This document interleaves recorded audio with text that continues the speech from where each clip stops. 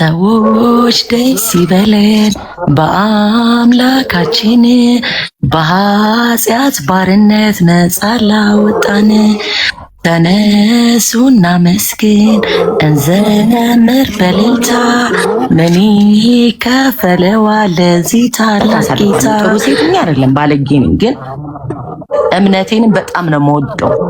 በየቀኑ ንስሐ መግባት እንዳለብኝ አምናለሁ። ግን ደግሞ በጣም ኃጢአተኛ ሴት ነኝና እኔ ይኸውልህ ሳድግ ማሪ እንደ ሰዎች እግዚአብሔርን ሳይገባኝ ያደግኩ ሴት ሳልሆን እግዚአብሔር እንዲገባኝ ያደግኩ ሴት ነኝ። ግን ደግሞ በዚህ ንጹህ ማንነት ላይ ደግሞ ጥሩ ውጤት እንድታመጪ ጠዋት እንደተነሳሽ ማለት ነው ልግ ብለሽ ጠዋት ቤተክርስቲያን ሄደሽ ጌታዬ ሆይ ትላንት ስላስከፋው ስላሳዘንኩ ይቅር በለኝ፣ ደካማነቴን አይተህ አትፍረድብኝ፣ ለፍላጎት ያሳልፈ አትስጠኝ፣ አበርታኝ፣ አጠንክረኝ ብለሽ እግሩ ስሩ ድቅ ብለሽ መድኃኒዓለምን የሚቀርብሽ ቤተክርስቲያን ሄደሽ ይቅር በለኝ የኔ አባት ብለሽ ከዛ በይቅርታ ተመልሰሽ ማታ በዚህ ሰዓት ካገኘሁሽ ፏ ብለሽ ነጠላሽን አድርገሽ እየዘመርን እንገናኛለን። ግን አንዳንዴ ሰዎችን ማለት ራስን ስትወድ ራስን ስታከብር ቤተሰቦችን ስታከብርና እምነትን ማህበረሰብን ምናምን ስታከብር ያን ሰው መምሰል አለብህ። መምሰል ሳይሆን መሆን። ያው በእርግጥ በአንዴ ሁሉም ቦታ ላይ አንደርስም፣ ግን ቢያንስ እንኳን ልምድ ከሚሆኑብን ኃጢአቶች እየራቅን በጥቂቱም እንኳን ኃጢአተኛም እንኳን ልንሆን እንችላለን። ግን ቢያንስ እግዚአብሔርን መፍራት ካላጣን ይሄ በጣም ትልቅ ነገር ነው። እንግዲህ ለምሳሌ አንቺ ከኔ በእጅጉ የተሻልሽ እንደሆነ አይከንሲ እንደዛ ይቼ ማወቅ ይችላል። በኃጢአት መኖራችን አለመኖራችን ሁለታችንም እግዚአብሔር ነው የሚያውቅ። የምሬን ነው የምልሽ፣ ለመመጻደቅ አይደለም።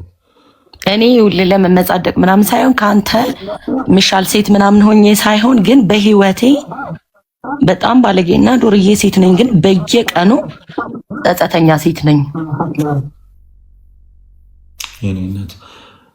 ለምን ትጸጸቻለሽ ካልከኝ ደግሞ አስተዳደጌ እግዚአብሔርን እንድፈራ ሆኜ ነው ያደግኩት። እግዚአብሔርን እንዳከብር እንድፈራ፣ ሰዎችን ማክበር እንዳለብኝ፣ እምነቴ እንዲወዱኝ ነው ያደግኩት። ግን በዛ አይነት ላይፍ ያለው ሴት አይደለሁም። ገባ? ዘመናዊ ሴት ነኝ። ዓለማዊ ነው የሚባለው። ዘፍናለሁ፣ ደንሳለሁ፣ ጠጣለሁ ምናምን፣ ግን ባለጌ አይደለሁም። እግዚአብሔር ይመስገን። ባለጌ ማለት ለእኔ ዘማዊ ሴት አይደለሁም። እግዚአብሔር ይመስገን። ግን ምንም ነገር በህይወቴ ሳሳልፍ ሁሌ በየቀኑ ጸጸታለሁ። እግዚአብሔር ለምን ትናንትናዬን መልስ፣ ለምን እንደዚህ ያረከኝ ምናምን እለዋለሁና በቃ እንደዛ ነው። ደስ ይላል። እግዚአብሔር አምላክ ልብሽን ያቀይርብሽ። አሁንም ሁሌም ከአንቺ ጋር ይሁን፣ ይጠብቅሽ። እንግዲህ አብዛኞቻችን እየሞከረን እግዚአብሔር እየረዳን እንግዲህ የሁላችንንም ነውር በደል እግዚአብሔር ሸፍኖት ነው እንጂ ልግለጠው ቢል ብዙ የሚወራብን ነገር አለና፣ ግን ቅድም ካልሽ ውስጥ ነው የሚጸጸት ልብ ማግኘት ማለት በጣም ትልቅ ልብ ነው። ሪቾ ትልቅነት ነው መጸጸት። ሰው በቃ ንስሐ እኮ ማለት ነው ሪቾ የመጀመሪያ ትርጉሙ የሚጀምረው ከመጸጸት ነው። ሰው ባደረገው ነገር በዋለው ውሎ እግዚአብሔርን ሲያሳዝን ሲያስከፋ በዋለው ውሎ የምር በቃ የሚያዝን የሚጸጸት ከሆነ ያ ሰው በጣም ልቡ ወደ እግዚአብሔር ያደላ ሰው። ባደረገው ነገር እኮ ስንት የሚኩራራና እንደ ጀብዱ የሚያወራ ሰው አለ አይደል? ምንም የማይመስል በቃ አሁን አንተ ወንድሜ አይም ሶሪ፣ በእኔ ሀገር በእኔ ቃል ሰው ወንድ ልጅ ከሆነ ወንድም ብዬ ነው የምጠራው። አስተዳደጌ ነው። እሺ ይቅርታ። ወንድም ሴት ከሆነች ደግሞ እህት ብዬ ነው የምጠራውና ይቅርታና ለቃል አጠቃቀሜ። አሁን ጾም ከገባ ጀምሮ ምንም አይነት ነገር በህይወቴ በቃ እግዚአብሔር የሚያስቀይም ቀን ነገር አልፈጸምኩም። ግን ዛሬ በጣም ከፍቶኝ ምናምን ለቅሶ ነበርኩ። ከዛ ምናምን አስበው ለቅሶ ቆይተህ ምናምን ከዛን መጠጣት ጥሩ አይደለማ። በጣም ጠጥቼ ግን ቤት ገብቼ ነው የተኛሁት። እና ተኛ ደግሞ አንተ መጣ ተቀበል። እመቤቴን እናቴ ልደታን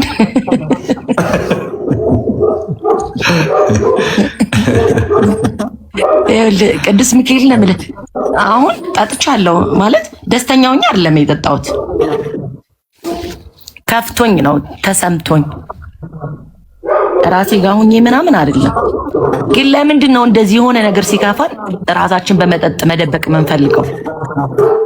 እሱ ደካማነታችን ነው። ሲከፍ ምን ይላል መሰለሽ መጽሐፍ ሲናገር በያዕቆብ መልእክት ላይ ምዕራፍ 2 ላይ ያዘነ ቢኖር ይጸልይ፣ የከፋው ወይ ያዘነ ቢኖር ይጸልይ፣ ደስ ያለው ቢኖር ይዘምር ነውና ሲከፋን መጽናኛችን መሆን ያለበት እግዚአብሔር አምላካችን ነው። ዝማሬ አለ፣ ጸሎት አለ፣ ብዙ ነገር አለ። በተለይ አሁን ሰው ሲከፋን ማለት ነው። በነገራችን ላይ አንቺ ደፍሬሽ ስለራስሽ ተናገርሻል። ይሄ የልብሽን ንጽህና ነው የሚያሳየው። ሰው ጀጅ ያደርገኛል እንኳን ማሪ እኔ ከእግዚአብሔርና ከራሴ በላይ ማንም ሰው የለኝም። እግዚአብሔር ይመስገን ጥሩ ቤተሰቦች አሉኝ። በብዙ ነገሮች ደክሜም ኃጢአተኛ ሆኜ በብዙ ነገር ሳፖርት የሚያደርጉኝ፣ ግን በህይወቴ እግዚአብሔርን ሁሌ በይቅርታና በጸጸት አሳልፋለሁ። ጥሩ ሴት ሆኜ አይደለም ባለጌ ነኝ፣ ግን እምነቴንም በጣም ነው የምወደው።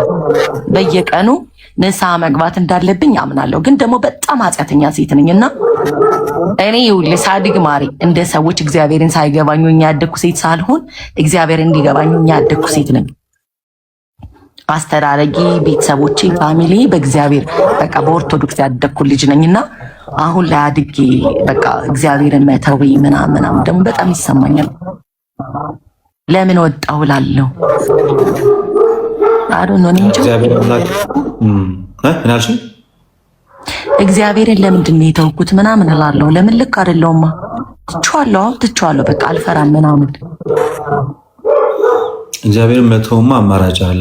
ሌላ ጊዜ ልክ በሚከፋሽ እንግዲህ የሰው ልጆች ነንና በህይወታችን ብዙ ነው የሚያስከፉ ነገሮችን ሊያጋጥመን ይችላል። በብዙ አይነት መንገድ ልናዝን ይችላል። መደበቂያችን አይኖ በጣም ቶሎ ነገሮችን ለመርሳት ወደዛ ነገሮች ልንሳብ እንችል ይሆናል በሰውኛ አሳሰብ። ሌላ ጊዜ ወደ ቤት ስትገቢ ቆንጆ መዝሙር የነ ይልማን ከፍተሽ እግዚአብሔር መጽናኛዬ ነው የሚለውን የሚጠብቀኝ አይተኛም የሚለውን አንተ ከኔ ጋር ነው የሚሉትን መዝሙሮች እየሰማሽ ያንን እያደረግሽ ከመዝሙር ዳዊት ካለሽ አንድ ምዕራፍ ገለጥ አድርገሽ ጌታ ሆይ ሰው የለኝም አንተ ግን አለኸኝ፣ ሰው ቢያስከፋኝ አንተ ታጽናናኛለህ፣ ሰው ቢገፋኝ አንተ ትደግፈኛለህ፣ ሰው ቢረሳኝ አንተ ታስታውሰኛለህ፣ ብራብ ብጠማ ወደ አንተ እመጣለሁ፣ የመኖሬ ምክንያት አንተ ነህ ብለሽ እግዚአብሔር በትንሽ ጸሎት ስታደርጊ ወደ አንቺ ይቀርባል። ወደ እኔ እና እኛ ማለት ነው ጥቂት ስንጠጋው እሱ ብዙ ወደ እኛ የሚመጣ አምላክ ነው።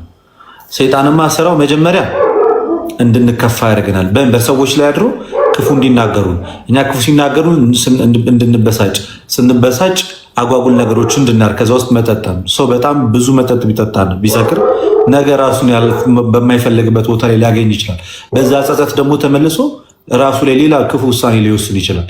ስለዚህ ከትንሿ ነገር ጀምረን ራሳችንን መጠበቅ ይኖርብናል። እኛ ከኦርቶዶክሳውያን በጣም በርካታ መጽናኛዎች አሉ። በነገራችን ጸሎት አለ። ግን ልደት አሁን እኔ አመሻው ጠጣውና ቤቴ ነው ገብቼ የተኛሁት። እንደነገርኩ እግዚአብሔር አሁን ከማግባት አይደል ይኸውልህ፣ አንድ እኔ በማውቀውና ባስተዳደጊ ከትዳር በፊት የሚፈጸሙ ነገሮች በሙሉ ኃጢአት ናቸው ይላል እግዚአብሔር ቃል። ከጋብቻ በፊት የሚደረጉ ነገሮች በሙሉ ኃጢአት ናቸው ይላል አይደለ? ያን አይነት ሴት አይደለሁም። ግን እኔ አሁን ምንም ነገር አሁን ጠጣዋ መደበቂያ ሊሆን ይችላል መጠጥ፣ ዝሙት አሉ ጥሩ ነው እያልኩ አይደለም። ግን በቃ ጠጣዋ፣ ከዛም ቤቴን ገብቼ ራሴ ጋር ተኛና የሆነ ሰዓት ምልስ ሲልልኝ ጸልዬ ምናምን ተኛለሁ። በቃ ወደ ቤት መግባት ይቻላል። ትልቁ ፖይንቱ ሪቾ ጥሩ ነው። ዞሮ ወደ ቤት መግባት ግን መጠጡ በራሱ ወደ ቤትም ቢሆን መጠጡ በራሱ ደግሞ ራሱን የቻለ ሌላ በደል ስለሆነ ልክ የሚከፋሽ ስለሆን ቢሆን አቅራቢያሽ ላይ ቤተክርስቲያን ካለ ቤተክርስቲያን፣ ከሌለ ደግሞ ቤትሽን ራሱ ትንሽ የጸሎት ቤት አድርገሻት በርከክ ብለሽ ስለ ራስሽም ስላስከፉሽም ሰዎች ጸሎት አድርገሽ ብድግ ብትይ የውስጥ ሰላም ይመለሳል። ልክ ተመለሰልኝ ደስታ ሰላም እንዳለው መጠጥ ጊዜያዊ መፍትሄ ነው የሚሰጥሽ። ነገ ስትነቂ እኮ እንዴቱ አብሮሽ ይቀጥላል። ለእግዚአብሔር ስትነግሪው ግን ተነቅሎ ይወጣል ከጭንቅላትሽ። ታውቂያለሽ አይደል? ሁሉም ነገር ዓለም የሚሰጠን መፍትሄዎች ሁሉ ማለት ነው ሪቾዬ ወደ ቤታችን ስለመጣ ጊዜያዊ ነው። ሰው ቢቅም ለጊዜው ጥሩ ስሜት ውስጥ ሊገባ ይችላል። ነገ ዱካክ ውስጥ ይገባል። ቢጠጣ በሰዓቱ በቃ ሁሉን ነገር ረስቶት በቃ የራሱ ጉዳይ ሊል ይችላል። ጠዋት ሲነሳ ግን ተመልሶ ሪኮል ያደርጋል። ተመልሶ ራሱን እዛ ውስጥ ያገኛል።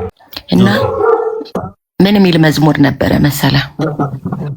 ሰዎች ደስ ይበለን በአምላካችን በኃጢአት ባርነት ነፃ ላወጣን፣ ተነሱና መስግን እንዘምር በእልልታ፣ ምን ይከፈለዋል ለዚህ ታላቅ ጌታ?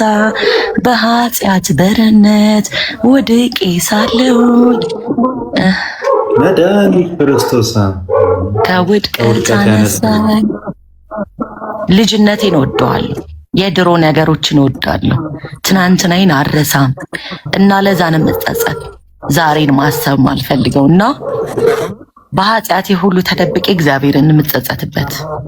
እግዚአብሔር ይመስገን እምነቴን በጣም እወደዋለሁ። ለእኔ ተዋህዶ በየትኛውም እምነት ብሆን ማለት በየትኛውም ኃጢአት ውስጥ ብደበቅ ለእኔ እናቴ ኪዳነ ምሕረት ቅዱስ ሚካኤል ሁሌ ደራሽ ናቸው። እንዳው አሁን እንዳልኩ ቫይራል የወጣ መዝሙር ምናምን ትናንትናዬን በጣም ነው የምወደው። አስተዳደጌን እግዚአብሔርን መፍራት እንዳለብኝ ወንድሞቼ በነገራችን ላይ አገልጋዮች ናቸው። የግዕዝ መምህሮች ናቸው። ሰው አገልጋዮች ናቸው። እነሱ ማሳፈር ፈልጌ ምናምን አይደለም ነገር እኔ አሁን የኔ ህይወት የኔ ነው።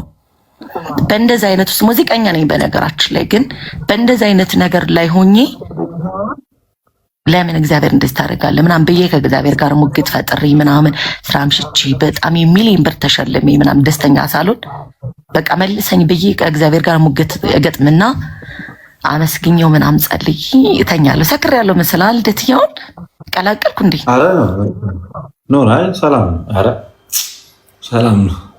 እመቤቴን ለምልናት ልደታ በቃ ይቅርታ። አይ እኔ በጣም ደስ ብሎኝ እየሰማሁሽ ነው ያለው። በጣም ንጹህ ልብን ያለሽ እግዚአብሔር ያቀኝ። የሆነ መምህር ነበረኝ ስለ ድሮ ስለነ አብርሃም ስለነ ሳራ ምናምን ሲያስተምርና ስለ ድንግል ማርያም አንድ ነገር ልንገራችሁ። 77 ነፍስ ያጠፋ የሆነ ጊዜ 77 ነፍሶችን አጥፍቶ ከዛን ጫካ በረሃ ላይ ይሄድ ነበር ይላል። ከዛ በጣም የተጎዳ ነዲያን ነበረ። እጆቹ በቁስል የተጨማለቁ በጣም የቆሸሹ ሰዎች ሊያዩት ሊቀርቡት የማይፈልጉ በቁስል የተነደፉ እና በጣም ውሃ ጠምቶት በረሃ ላይ ነበር ይላል። ከዛ ያ 77 ነፍስ ያጠፋው ሰው በረሃ ላይ እየሄደ እያለ ያን ሰው አየውና በጣም ርቦታል፣ ሰዎች መብላት ይፈልጋል። ከዛ ግን ያ ነዲያን ስለ ድንግል ማርያም ብሎ ዋና ዝጠቀም አለ። ተጸይፎታል ያ ሰው በላ ሰውና አልፎት ሄደ። ልብለው ብሎ ራሱ ጋር ተሟገተ። ከዛ ውሃ በኮዳ ስለያዘ ያ 77 ነፍስ የበላ ሰው ስለ ድንግል ማርያም ብሎ ጠየቀው እና በነዛ ቁስል በተነዳደፉ እጆቹ ስለ ድንግል ማርያም ብሎ ሲጠይቀው ይህን ስም በድሮ አውቀዋለሁ ብሎ በነዛ በተቀዳደዱ እጆቹ ውሃ ፈሰሰለትና ውሃ ጠጣ። የሰው ልጅ ሁሌ በየትኛውም ኃጢአት በየትኛውም ህይወት ልናልፍ እንችላለን፣ ግን እግዚአብሔርን ሁሌ መጠየቅ ሁሌ የሆነ ነገር መሆን የኔ ህይወት ነው። የኔ ምናልባት ፍልስፍና ልትለው ትችላለህ፣ ግን እኔ በየትኛውም መንገድ በየትኛውም ኃጢአት ውስጥ በሆን እግዚአብሔርን አንድ ቀን ረስቼው አላውቅም። ልደትዬሽ እግዚአብሔር መልካም ነው፣ ማያታለፍ ነገሮችን ያሳልፋል። ይቅርታ ለዛ ነው አስተዳደግ ልጅነቴን ወደዋለሁ ያልኩ። ማለት አሁን አልወደውም። አሁን ላይ ሰው አይከባበርም፣ ሰው እግዚአብሔርን አይፈራም። ጓደኝነት ኖርማል ነው፣ ቤተሰባዊ ነገር በቃ ጣቴን አልቆርጠውም ምናምን ይባላል። አሁን ላይ ጣትህን ትቆርጠዋለህ። ለምን? በቃ አንተ የስኳር በሽተኛ ብትሆን ያንኛውን አካል እንዳይበክል ጣትህን ትቆርጠዋለህ። ገባ? በህይወታችን የማይቆረጥ እግዚአብሔር ቃል ነውና እግዚአብሔር ነው። በቃ እግዚአብሔር መልካም ነው። የድንግል ማርያም ልጅ መልካም ነው። ምንም ነገር በህይወታችን ቢመጣ እሱ ያሳልፋል። በየትኛውም መንገድ ብንሆን ሴቶች መጸጸት አትርሱ። ምንም ነገር ልናደርግ እንችላለን፣ ግን መጸጸትና ንስሐ መግባት መልካም ነገር ነው። ከአንተ ተሽያ አይደለም መመክርህ፣ ግን አስተዳደጊ ነው እንደዚህ እንድናገር ያደረገኝና አም ሶሪ ልደትሽ። እኔ በጣም ደስ ብሎኝ እየሰማሁ ነው። በጣም ደስ የሚል መልዕክት ወጣለሽ ነው። ስለ እውነት በጣም መልካም እና ልበቀና እንደሆንሽ ታስታውቂያለሽ። እኔና እግዚአብሔር አምላክ አሁንም የልብሽን መሻት ይፈጽምልሽ። የሚያስከፉሽን የሚያሳዝኑሽን ሰዎች ከህይወትሽ ያርቅልሽ እግዚአብሔር አምላክ። ግን በጣም በጎነት ያለ ሰው። አሜን። ኢትዮጵያ ውስጥ ነው አሁን ኢትዮጵያ ነኝ። ግን አይሜን ከአንድ 2 ሳምንት በኋላ እወጣለሁ ደግሞ ለስራ። ኦኬ። እየተመላለሽ ነው የምትሰሪው? የጎንደር ልጅ ነኝ እኔ፣ ጎንደሬ ነኝ። እሺ ማረኝ። ለዛ ነው ወንድም ምናምን። እኔ አንቺ ጎንደርን እኮ እንዴት እንደምወዳት ያው ከያያ ባይበልጥም በርግጥ ጎንደርን በጣም መጠስ አላገኝ ተናድጃለሁ።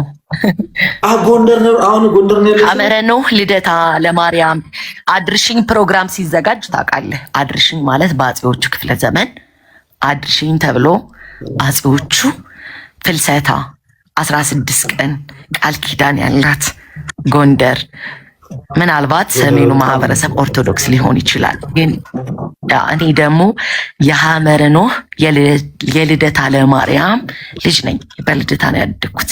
በጣም ወደዋለሁ አስተዳደጌን እንደነገርኩና የኛ አካባቢ ደግሞ በጣም ብዙ ቤተ እስራኤላን አካባቢ ሲመጡ የምንቀበልበት ምናምን ሰፈር ነውና በቃ ትናንትናዬን ወደዋለሁ እኔ በየትኛውም ነገር። ጎንደር ስሄድ ምን እንደሚል 2 ነገር ይሰማኛል። ጎንደር ስሄድ አንድ ሃይማኖቴ በቃ ጎልቶ ፈክቶ ደምቆ ፏ ብሎ አየዋለሁ። ሁለተኛ ኢትዮጵያዊነት ወኔን ይጨምርብኛል። እግዚአብሔር የሀገር ፍቅር ያሳየኛል። ጎንደር ህዝቡን ልነግርሽ ጎንደሬን እኮ ስትጠይቀው እምነት ምንድን ነው ስትለው የማንንም እምነት አይነካም፣ ግን እኔ ኢትዮጵያዊ ነኝ ነው የሚልህ።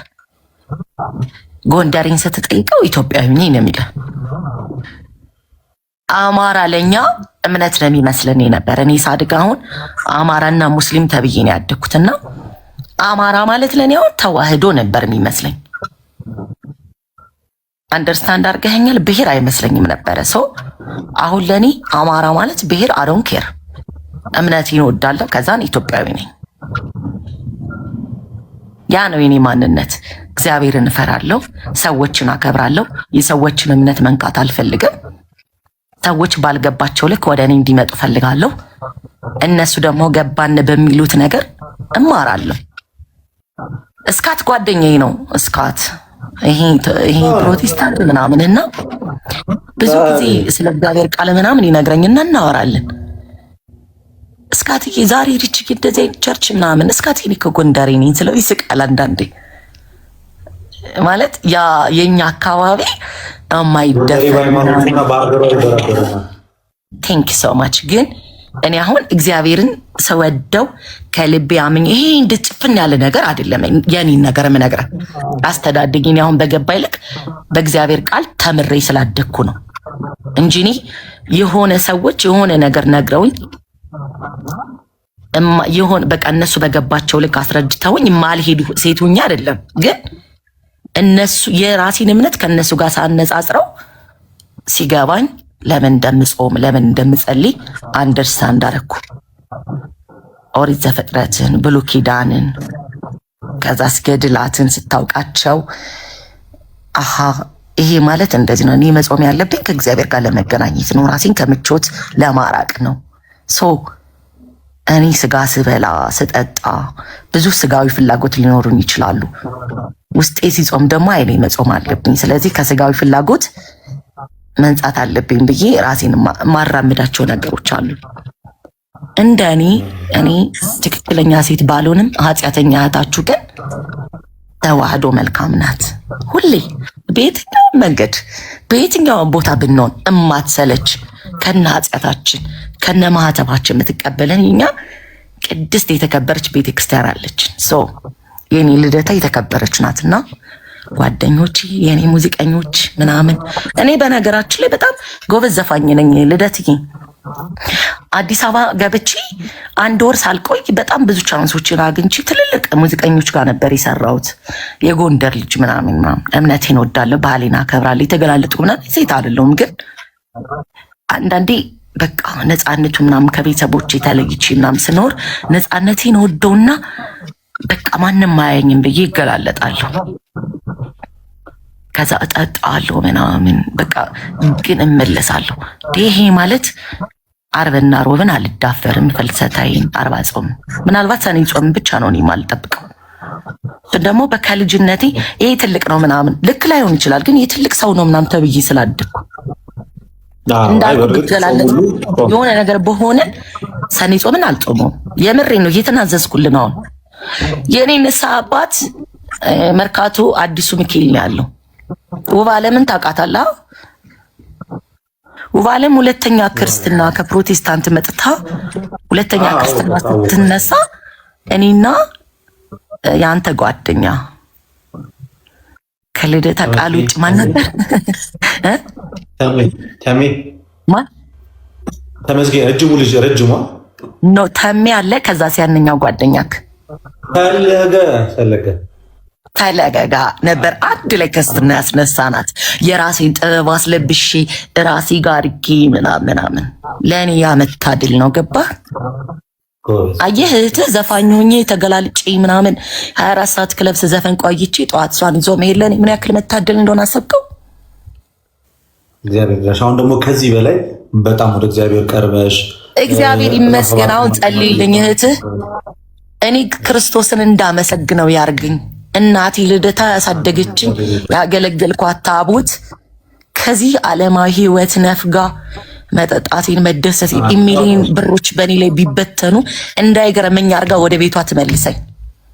እሱን ነው የምፈልገው። ወንድሞቼን እንዳስደስት፣ ቤተሰቦቼን እንዳስደስት። ልደት የኔ ቤተሰቦቼ 35 ሺህ ብር በየወሩ እየከፈሉ ነው ቤት ኪራይ የሚያኖሩኝ። ታምናለህ? በጣም ብዙ ገንዘብ አገኛለሁ በየወሩ በየቀኑ ምናምን። አንድ መድረክ ዘፍኜ ከ40 ከ30 ምናምን ሺህ ብር ግን አጠፋዋለሁ በመልበስ። ይሄ እንደምታየው አሁን 40 ጾም ስለሆነ እጄና ጥፍሬን በቃ እንደነገርኩ አልቀጥልም ጥፍር እንጂ ጥፍሬን እሰራለሁ ምናምን ማላረገው ነገር የለኝም። በቃ ለእኔ ጥሩ ነገሮች የሚባሉ ሰዎችን የሚያስደስቱ ለሰዎች ቢግድል የሚመስል ነገሮችን በሙሉ አረጋለሁ። ግን ህይወቴ ሰላም የለውም እንደዛ አርጌ እና እንዴ የሆነ ሰዓት ስነቃ ይሄንን በህይወት እላለሁ። አይ በእውነት በጣም መልካም ልብን ያለሽ እና ሌላ ጊዜ በየትኛው አሁን ይሄ ክርስትና ሁልጊዜም የሚኖር ህይወት ነው እና ሪቾ አንቺ በጣም ሳይሽ ቅንነትሽ፣ ግልጽነትሽ፣ ብዙ ነገርሽ ደስ ይላል እና እግዚአብሔር አምላክ ከዘፈኑም ዓለም ሰውሮ ከዚህኛውም ከመጠጡም ዓለም ሰውሮ የራሱ ገንዘብ አድርጎሽ አበርትቶሽ አጠንኩሽ። እንግዲህ እንደምታዩ መጽሐፍ ቅዱስ ሲያዝ እንግዲህ በዚህ በገላትያ መልእክቱ በምዕራፍ 5 ከቁጥር 16 ከመናፍቅነት ከዝሙት ከስካርም ጭምር እንድንርቅ ነው። እኝን የሚያደርጉት ወደ እግዚአብሔር መንግስት አይገቡም ነው የሚለው እና እኛ ደግሞ እንደምታውቀው የተጠራ ነው ወደ እግዚአብሔር መንግስት ለመግባት ነው። ስለዚህ እግዚአብሔር መንግስት ተካፋይ ለመሆን ደግሞ በህይወታችን ያሉትን እግዚአብሔርን ሊያሳዝኑ የሚችሉ ነገሮችን ልንርቅ ይገባል። ቤተክርስቲያን በተለይ አንቺ ጎንደር ነው ብለሽ በየ5 ሜትሩ ቤተክርስቲያን ባለበትና ሊቃውንት በሞሉበትና የቤተክርስቲያን ዜማዋ 24 ሰዓት የሚሰማበት ሀገር ላይ መደበቂያ ማድረግ ያለብን በዓታ ማርያምን፣ ልደታ ማርያምን፣ ግምጃ ቤት ማርያምን፣ መድኃኔዓለምን፣ ሚካኤልን፣ ዮሐንስን ነው እንጂ ሌላ ቦታ ላይ መደበቂያ ማድረግ የለብን። እኛ እኮ የእግዚአብሔር ንጹህ ፍጥረቶች ነን አይደለ? በዛ ላይ ደግሞ ዋጋ ከፍሎልናል። እኛ ራሳችንን በመጠጥ እንዴት እንደብቃለን? ደሙን ሰጥቶ ጠጡ ያለ ጌታ አይደል ያለን? ህይወቱን የሰጠ ጌታ አይደል ያለን? ስለዚህ በንስሐ ህይወት እየተመላለስን በደንብ ወደ እግዚአብሔር አምላክ እየተመለሰ አንቺ አሁን ለእግዚአብሔር የሚከብድ ልብ አይደለም ያለሽ፣ በጣም ንጹህ ልብ ነው ያለሽ። ይሄን ልብሽን ይጠብቅልሽ። ግን ደግሞ በዚህ ንጹህ ማንነት ላይ ደግሞ ጥሩ ውጤት እንድታመጪ ጠዋት እንደተነሳሽ ማለት ነው ልግ ብለሽ ጠዋት ቤተክርስቲያን ሄደሽ ጌታዬ ሆይ ትላንት ስላስከፋው ስላሳዘንኩ ይቅር በለኝ፣ ደካማነቴን አይተህ አትፍረድብኝ፣ ለፍላጎት ያሳልፈ አትስጠኝ፣ አበርታኝ፣ አጠንክረኝ ብለሽ እግሩ ስሩ ድቅ ብለሽ መድኃኔዓለምን የሚቀርብሽ ቤተክርስቲያን ሄደሽ ይቅር በለኝ የኔ አባት ብለሽ ከዛ በይቅርታ ተመልሰሽ ማታ በዚህ ሰዓት ካገኘሁሽ ፏ ብለሽ ነጠላሽን አድርገሽ እየዘመርን እንገናኛለን። አመሰግናለሁ። ቃል ትገቢያለሽ? ደስ ብሎኛል። አመሰግናለሁ። እግዚአብሔር ያክብርልኝ፣ አገልግሎት ዘመንን ይጨምርልኝ ወንድሜ። ቴንክ ሶ ማች። ፎሎ አድርጌያለሁ፣ እናወራለን። እሺ እኔም አድርግልሻለሁ። እሺ ወንድሜ።